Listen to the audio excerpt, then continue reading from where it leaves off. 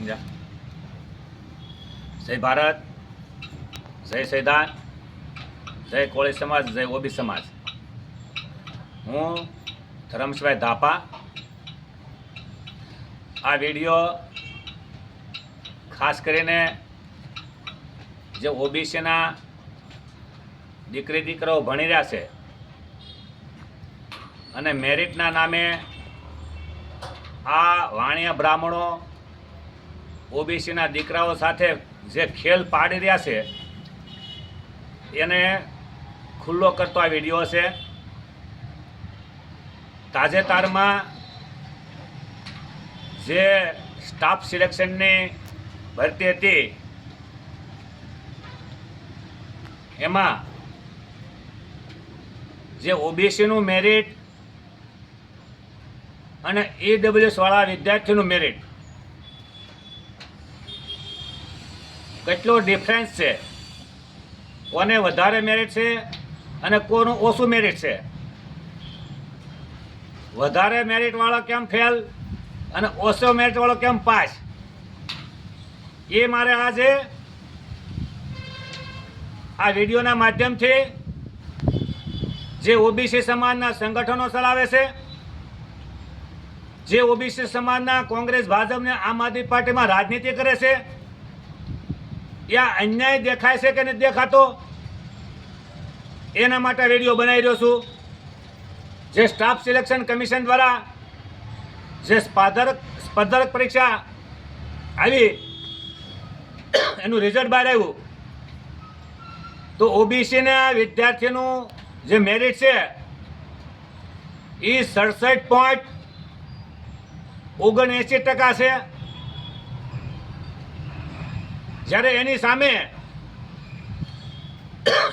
EWS વાળા વિદ્યાર્થીનું merit માત્ર ને માત્ર 61.65% છે. એટલે આજે હું બોલ્યો છું એ ઉપરથી તમને પણ ખ્યાલ આવે કે વધારે માર્ક કોના છે અને ઓછા માર્ક કોના છે. તો ઓબીસીના વિદ્યાર્થીઓને 67.79% છે અને ઈડબ્લ્યુએસ વાળાને 61.65% છે. તો વધારે માર્ક વાળો ઓબીસીનો દીકરો ફેલ થાય છે અને ઓછા માર્ક વાળો ઈડબ્લ્યુએસ વાળો છોકરો પાસ થાય છે. તો આ વિડીયોના માધ્યમથી હું મારા ઓબીસી સમાજના ધારાસભ્ય, ઓબીસી સમાજના સાંસદોને કહેવા માંગુ છું કે આ અત્યાચાર, અન્યાયકારી વ્યવસ્થા તમને દેખાતી નથી? આ વ્યવસ્થાનો વિરોધ શા માટે નથી કરતા?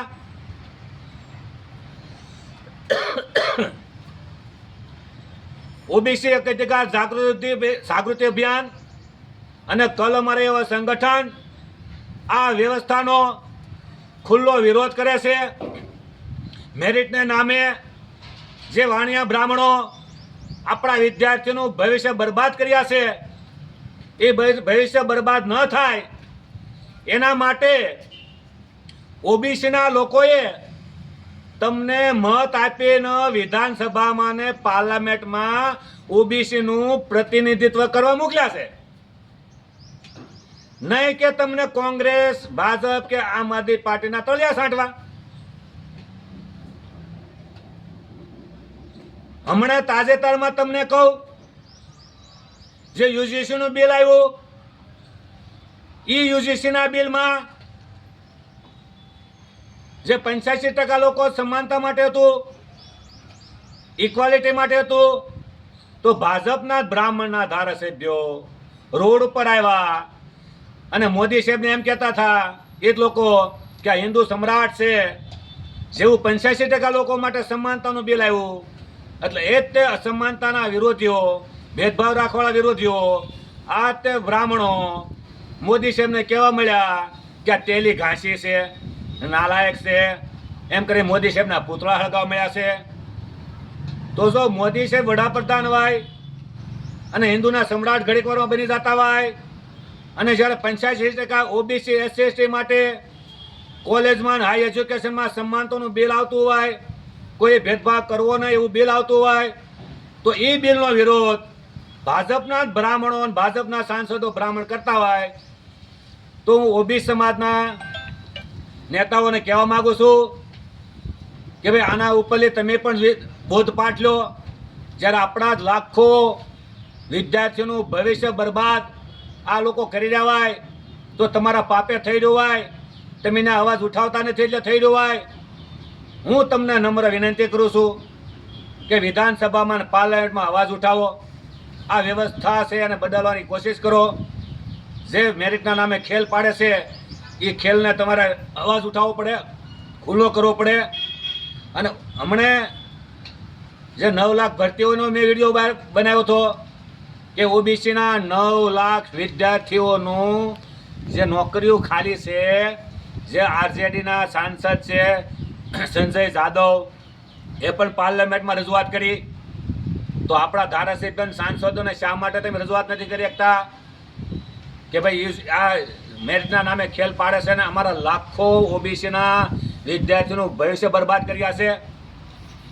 એટલે ખાસ કરીને સરકારને પણ કહેવા માંગુ છું કે તમે આ તમારો ખેલ કરવાનું બંધ કરો. જો ઓબીસી જાગી ગયા ને તો તમને ભાગતા નહીં આવડે. આ મારી ધમકી સમજો ધમકી, ચેતવણી સમજો ચેતવણી. આખા ગુજરાતમાં નહીં, આખા ભારતમાં ઓબીસી જાગી રહ્યો છે અને એકજૂટ થઈ રહ્યો છે.